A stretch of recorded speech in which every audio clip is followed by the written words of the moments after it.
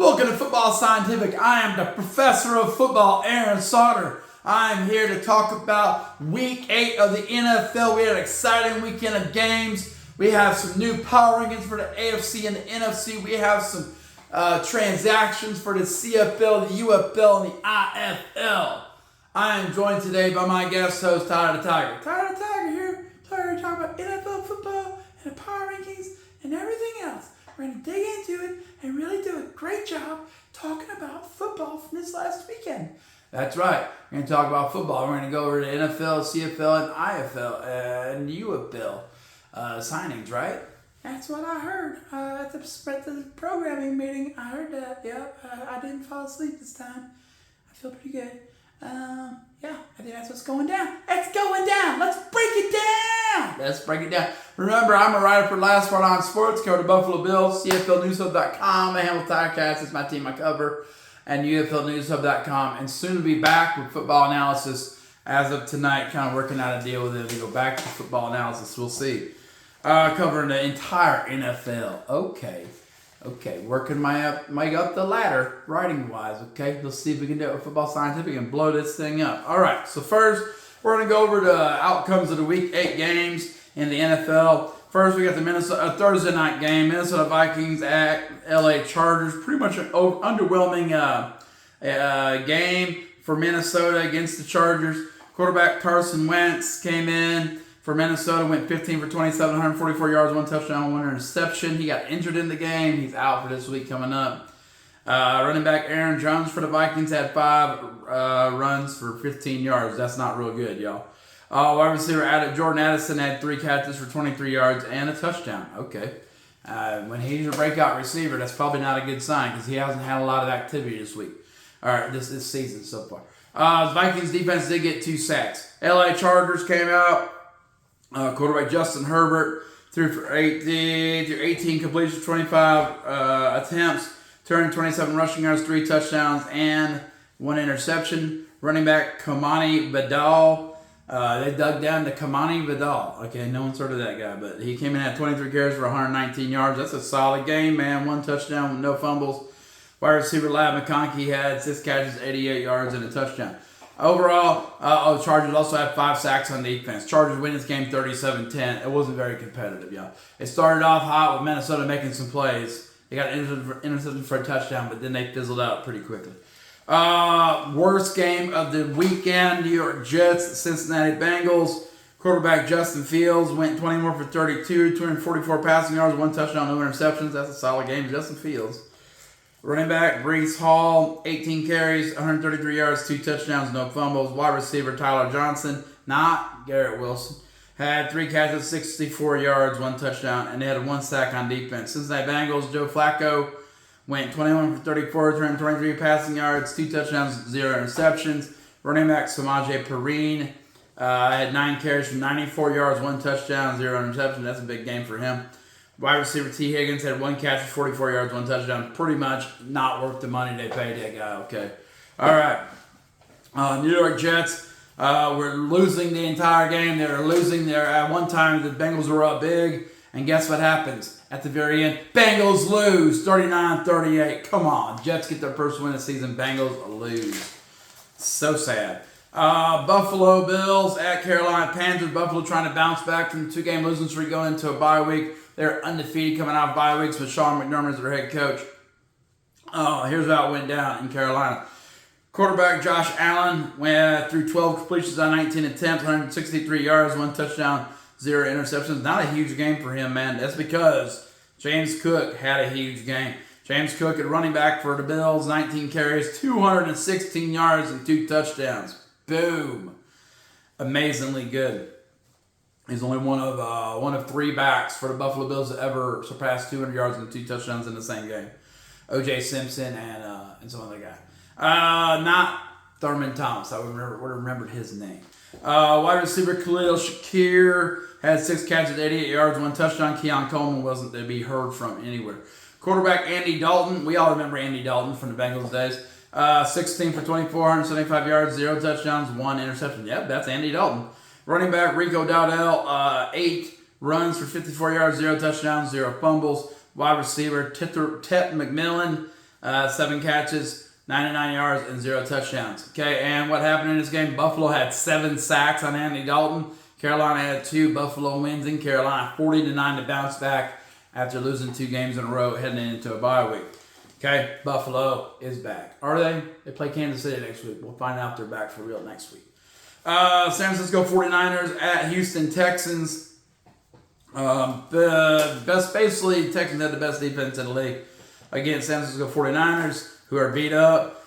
For the 49ers, quarterback Mac Jones had through 19 for 32, 19 completions, 32 attempts, for 193 yards, 2 touchdowns, and interception. Not a bad game, but not a good game. Running back Christian McCaffrey only had 8 carries for 25 yards. That's real bad for them. Tight end George Kittle had 4 catches, 43 yards, and a touchdown. Pretty quiet night. Houston Texans quarterback C.J. Stroud threw 30 completions on 39 attempts, 318 yards passing, 2 touchdowns, and one interception. So they're even on interceptions, even on touchdowns. C.J. Stroud had a better game, though. Running back Woody Marks. Okay, they're down to Woody Marks, man. 11 runs, 62 yards, no touchdowns, no fumbles. Wide receiver Xavier Hutchinson, 5 catches, 69 yards, and a touchdown. Nothing dramatic on either side. Just a well-played game by Houston, and they held down that beat-up San Francisco offense. Houston wins at home 26-15. Okay. Boom. Next, we had the New York Giants at Philadelphia Eagles. Remember last time they played, the Giants beat the Eagles. Eagles came in. They're at home this time. They have a little bit of a chip on their shoulder. So what happened? Well, quarterback Jackson Dart completed 14 out of 24 passes for 93 yards. That's probably his worst game in an NFL career. Short career it is. That's a really bad game. 93 yards, 1 touchdown, 0 interception. He didn't throw 6 interceptions, but he really didn't throw for a lot of yards. Big injury. Running back Cam Scatterbo, boom, hurt his ankle, carted off, out. He's on the IR list. He's going to be out for at least 4 weeks. Running back Tyrone Tracy came in and relief for Cam Scatterbo. Ran the ball 10 times, 39 yards, 0 touchdowns, 0 fumbles, nothing special there. Wide receiver Wendell Robinson, 3 catches, 48 yards, and 0 touchdowns. Nothing all that good for the Giants. They did have 4 quarterback sacks. Philadelphia Eagles quarterback Jalen Hurts went 15 for 20 for 179 yards and 4 touchdowns and no interception. That's a real solid game by Jalen Hurts, man. Running back Saquon Barkley, 14 runs, 150 yards, 1 touchdown, and no fumbles. That's a great game by him. He's back in the groove, it looks like. Tight end Dallas Goedert, 3 catches, 28 yards, and 2 touchdowns. That's a huge game for a tight end, man. Eagles win this game 38-20 to get back. They had 5 sacks. They get back at the Giants from getting upset earlier this year. Cleveland Browns at New England Patriots. It is what it sounds like. Okay, Cleveland Browns defense played pretty well. He had 6 sacks in the game, but quarterback Dylan Gabriel only completed 21 out of 35 passes for 156 yards, 2 touchdowns, and 2 interceptions. Ouch. Running back Quinshawn Judkins at 9 rushes for 19 yards, 0 touchdowns, 0 fumbles. Wide receiver Harold Fannin had 6 catches for 62 yards and a touchdown. New England Patriots, they came in. Drake May, they only had 1 sack on defense. Quarterback Drake May completed 18 out of 24 passes for 82 yards, 3 touchdowns, and 1 interception. That's a real clean game. 1 less interception, 1 more touchdown.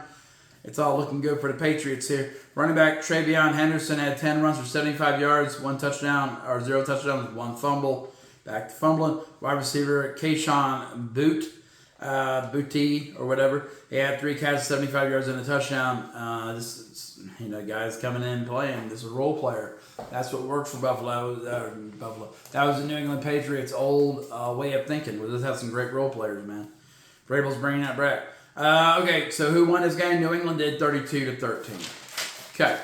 Boom. Chicago Bears, who've been on a bit of a roll, taking on Baltimore Ravens, who are on a losing streak. Big game for both teams. Both for the Ravens to kind of bounce back. There's still a good chance to get back into the AFC North picture because no one's running away with that thing. Chicago Bears are struggling for wins, and people are running away with their division. They got to get as many wins as they can. Okay, so the Bears came in, definitely more pressure on them than the Ravens. Quarterback Caleb Williams for the Bears threw 25 completions on 38 attempts. Not great efficiency. for 285 passing yards, 1 touchdown, 0 fumbles. Running back DeAndre Swift had 11 runs for 45 yards and a touchdown and no fumbles. Wide receiver for the Bears, Rome Odunze, 7 catches, 114 yards, 0 touchdowns. Not a great day, but not a bad day, but not a great day. They had 2 sacks on defense. Baltimore Ravens came in. They had to go down to Tyler Huntley, Snoop Huntley as their quarterback. Lamar Jackson's still injured. So Tyler Huntley came in and threw 17 completions on 22 attempts, 186 yards, 1 touchdown, no fumbles, no interceptions, sorry. Running back Derrick Henry came in, ran the ball 21 times for 71 yards, 2 touchdowns, and no fumbles. He had no fumbles. Wide receiver Zay Flowers had 7 catches for 63 yards and no touchdowns. Sounds like a pretty crazy game, but the Ravens won this game 30-16. Okay, they won this game 30-16. Ravens win. They needed that win pretty bad. Next, Miami Dolphins at Atlanta Falcons. I really thought the Falcons were going to play well here, but this is 2 weeks in a row the Falcons have gotten really had a tough time. That's a spoiler alert, obviously. Quarterback Tua Tagovailoa went 20 for 26, 205 passing yards, 4 touchdowns, no interceptions. That's a good game. Running back Devon Achane had 18 runs for 67 yards, 0 touchdowns, 0 fumbles. Wide receiver Jalen Waddle had 5 catches for 99 yards and 4 touchdowns. That's a huge game, 4 touchdowns. Okay, Atlanta Falcons came in. Quarterback Kirk Cousins got the start because Michael Penix Jr. is injured. Well, he's beat up a little bit, I guess, or whatever. He threw 21 completions on 31 attempts, 173 yards, 0 touchdowns, 0 interceptions. He's a Kirk Cousins. Nothing special, but not horrible. Running back Bijan Robinson only had 9 carries for 25 yards. They got shut down by Miami's defense, man. Tight end Kyle Pitts had 9 catches for 59 yards and no touchdowns. Miami wins this game big in Atlanta, 34-10. That's a huge surprise. Huge surprise. Okay. All right. Tampa Bay Buccaneers at New Orleans Saints. AFC and an NFC South matchup here that's important for the division. What happened in it? Well, Baker Mayfield came out for Tampa. He threw 15 completions on 24 attempts, 152 yards, 0 touchdowns. Not a great day for Baker Mayfield. Not a great day for Baker. Okay. Admittedly, not a great day for Baker on that. Boom. They came in. Running back Sean Tucker had 12 carries for 42 yards, 1 touchdown. Wide receiver Tez Johnson had 5 catches, 43 yards, 0 touchdowns. Not a huge day for Tampa, but solid. They didn't, throw the game away. They made it difficult for the Saints. Also Tampa Bay had 5 quarterback sacks. Ouch. New Orleans Saints came in. Tyler Shook took the role of starting quarterback away from Spencer Rattler. They started watching him, just check it down all the time. It's Tyler Shook, first round draft pick, rookie type for the Saints. He came in and he completed 17 for 30 passes, 128 yards, 0 touchdowns, 1 interception. Not bad for a rookie, but not good for an NFL quarterback. Running back Alvin Kamara has 6 runs for 21 yards, 0 touchdowns, 0 fumbles. Wide receiver Chris Olave had 8 catches for 63 yards. That was the bulk of Tyler Shook's yards. Was the Chris Olave. The Saints had 3 sacks, but it wasn't enough. Tampa Bay wins this game 23-3. Okay. Taking really full control of the NFC South. Again. 4 years in a row. No, that'll be 5 years in a row. All right. Dallas Cowboys at Denver Broncos. This could be a recipe for a big matchup. Quarterback Dak Prescott for the Cowboys went 19 for 31, 188 yards, 0 touchdowns, 1 interception. So that kind of regresses back to how he was playing earlier this season. Not great. Running back Javonte Williams used to play for the Broncos, so he was motivated. Had 13 carries for 41 yards and 2 touchdowns. He had 2 touchdowns.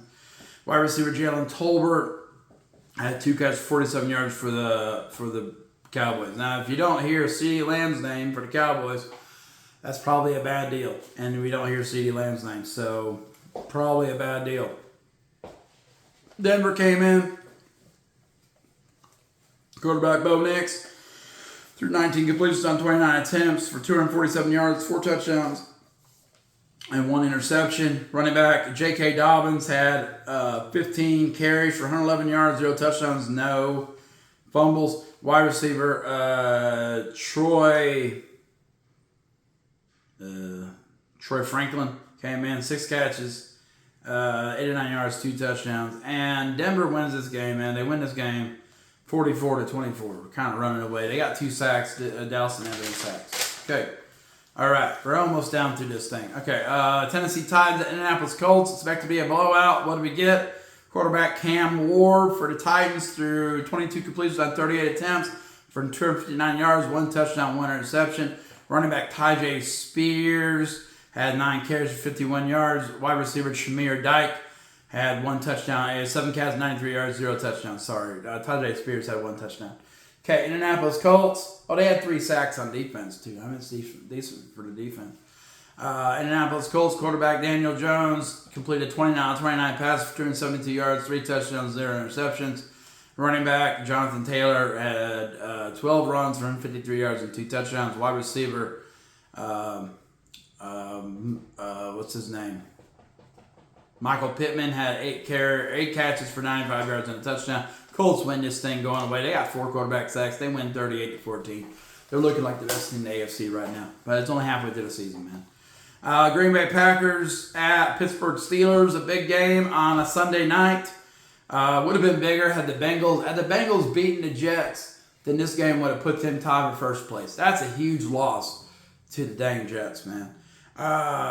Green Bay Packers at Steelers. Jordan Love threw 29 completions on 37 attempts, 360 yards, 3 touchdowns, intercept. That's a huge game by Jordan Love. He's kind of back in championship form, man. Running back Emmanuel Wilson, they're down to some running backs. 11 carries, 61 yards, 0 touchdowns, 0 fumbles. Tight end Tucker Kraft, who's been dominating for the Packers, 7 catches, 143 yards, 2 touchdowns. They also had 3 sacks on Aaron Rodgers for the Steelers. Steelers came in, quarterback Aaron Rodgers went 24 for 36 for 219 yards, 2 touchdowns, and no interceptions. Running back Jalen Warren had 13 runs for 62 yards. Nothing special here, guys. Wide receiver Roman Loft had 4 catches for 74 yards and 1 touchdown. Okay, what happened in this game? Well, Pittsburgh's defense did not show up, and their passing game did not show up, and their running game did not show up. Packers win 35-25. Steelers competed, but they couldn't win. Boom. All right.